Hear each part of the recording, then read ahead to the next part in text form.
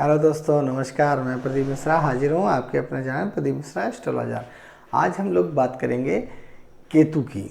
जब लग्न में केतु होते हैं तो उनके प्रभाव कैसे होते हैं। जैसा कि आप इस कुंडली में देख रहे हैं, जहाँ पे बैठे हैं उसे हम लग्न में केतु कहते हैं। प्रथम नंबर जो घर होता है कुंडली का, कुंडली में 12 घर होते हैं और 12 घरों में जो पहला नंबर होता है उसे हम लग्न कहते हैं, या 1 नंबर घर होता है, जिसे कालपुरुष की कुंडली में हम मेष लग्न कहते हैं। लेकिन जैसे जातक किसी की कुंडली में लग्न में कोई भी राशि हो सकती है, ये अलग की बात है। अब केतु कहाँ पे बैठे हुए हैं?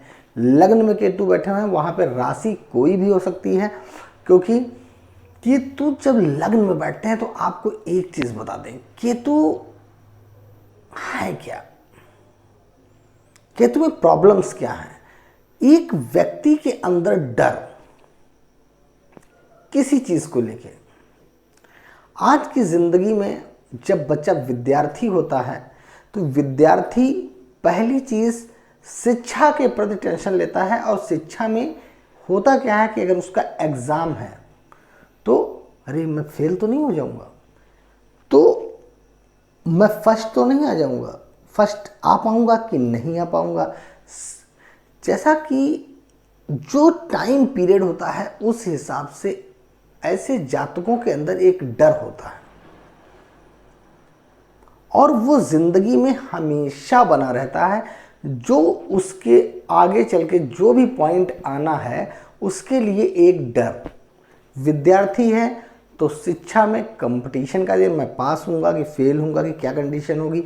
नौकरी है तो अरे बॉस मुझे रखेंगे कि नहीं रखेंगे। अगर बिजनेस करने जा रहा है तो बिजनेस चलेगा कि नहीं चलेगा।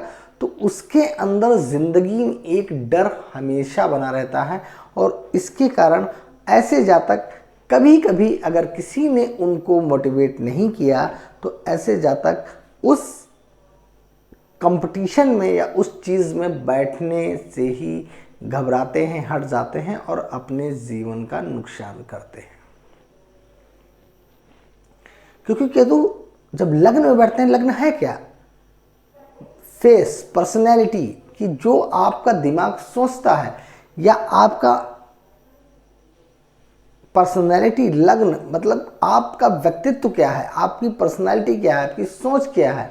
तो इन चीज़ों में प्रॉब्लम्स क्रिएट करता है। तो जिसके लग्न में केतु हूं, मैं ऐसे जातकों से कहता हूं, चीज़ों के प्रति आप डरे नहीं, चाहे जो भी कर रहे हैं।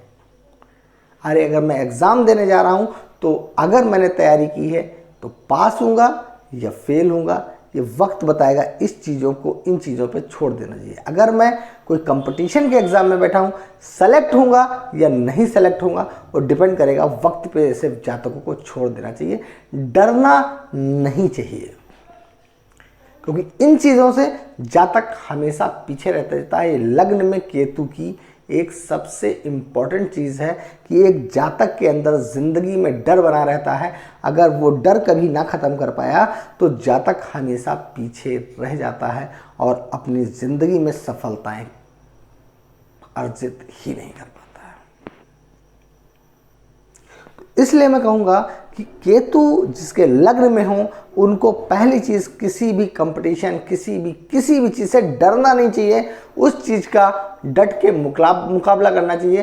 कुछ भी मैटर हो, कुछ भी चीज़ें हों, ज़िंदगी में आप क्या सोच रहे हैं, क्या नहीं सोच रहे हैं, ये वक्त पे छोड़ दें और अपनी चीज़ जो कर रहे हैं उसको कंटिन्यू जारी रखें।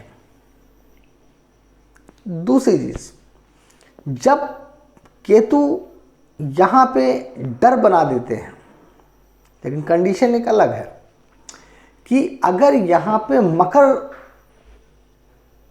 राशि हो लग्न में 10 या 11 नंबर, तो वहाँ पे कहीं ना कहीं केतु में अलग से रिजल्ट्स आते हैं और जातक थोड़ा सा अलग करता है। डर वहाँ भी होता है, लेकिन जातक तब भी वहाँ से उस डर में थोड़ी सी कमी आती है और जातक एग्ज़ाम देता है या बिजनेस करता है या जॉब करता है या शिक्षा के टाइम पे होता है। तो ऐसे जातक उसको करते हैं, अचीव करते हैं और ज़िंदगी में सफलता हासिल करते हैं।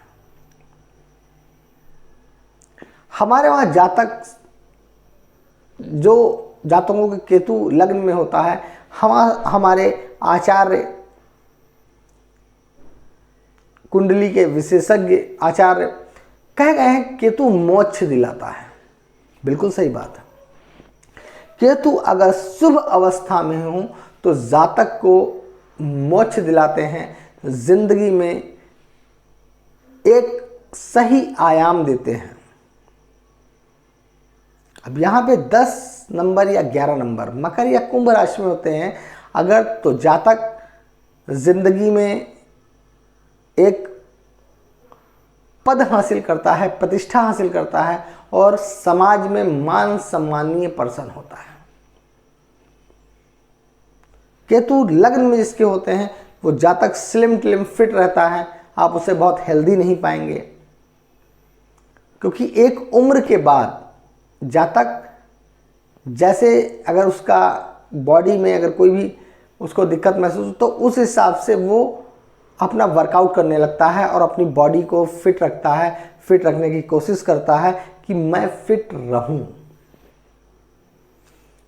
लेकिन एक चीज़ बता दें, ऐसे जातक जिनके केतु लग्न में होते हैं अगर कहीं अशुभ अवस्था में है या अशुभ ग्रहों की दृष्टियां हैं तो ऐसे जातक जिंदगी में निराशापूर्वक जीवन व्यतीत करते हैं। ठगना, झूठ बोलना, लालच करना, ये सारे गुण जो उनके अंदर आते हैं, इसलिए ज़िंदगी में अपनी ऊंचाइयों पे नहीं जा पाते अगर वहाँ पे अशुभ दृष्टियाँ लग्न में पड़ रही हैं और कंडीशंस अशुभ दृष्टियाँ पड़ रही हैं और जातक के दिमाग में एक ऐसी चीज़ें बनी रहती हैं जिससे जातक अपनी ज़िंदगी में उस हिसाब से बहुत ही समस्याओं को अपनी तरफ खींचता है और समस्याओं में घिरता रहता है। अब जब ऐसे जातकों का विवाह जीवन साथी का संबंध कैसा रहता है, यहाँ पे जब केतु लग्नस्थ बैठे होंगे तो उनकी सप्तम दृष्टि 7वें भाव पे पड़ रही होगी और 7वें भाव पे जब दृष्टि पड़ती है ऐसे जातकों की और राहु वहाँ पे बैठे होते हैं तो जीवन साथी के प्रति कहीं ना कहीं डिले देखा जाता है, मनमुटाव देखा जाता है और जीवन साथी से रिलेशंस उतने अच्छे नहीं चलते और एक मनमुटाव बना रहता है। ऐसे जिनके लग्न में केतु होते हैं तो कहीं ना कहीं वहाँ पे समस्याएं बनी रहती हैं, क्योंकि पंचम दृष्टि संतान भाव पे पड़ रही है। तो ऐसे जातकों की संतान अगर वहाँ पे शुभ अवस्था में नहीं है तो संतान से भी कहीं ना कहीं आगे चल के जातक की परेशानियाँ खड़ी होती हैं और जातक उससे भी टेंशनाइड रहता है और बहुत परेशान हो जाता है। उनकी नवम दृष्टि नवम भाव पे पड़ती है तो भाग्य से भी उनको दिक्कतें आती हैं, प्रॉब्लम्स आती हैं, समस्याएं आती हैं। तो इसलिए मैं ऐसा कहूँगा कि ऐसे जातकों को सोच समझ के चीज़ों को ध्यान देके कार्य करना चाहिए। लग्नस्थ अगर केतु शुभ अवस्था में है तो वहाँ पे रिजल्ट्स अच्छे देते हैं, जातक को एक ऊंचाई देते हैं और सामाजिक एक मान सम्मान देते हैं। लेकिन कहीं ना कहीं तब भी कुछ प्रॉब्लम्स आती हैं। अगर यहाँ पे अशुभ अवस्था में है केतु तब क्या दिक्कत आती है कि ऐसे जातक संतान से, जीवन साथी से, भाग्य से परेशान होते हैं, प्रॉब्लम्स में घिरे रहते हैं। तो ऐसे जातक एक परेशानी की ओर अग्रसित होते हैं। तो ऐसे जातकों को मैं एक चीज़ कहूँगा कि केतु के उपाय करने चाहिए और केतु से उपाय करने से उनके जीवन में कुछ कष्ट जो है कम हो जाते हैं।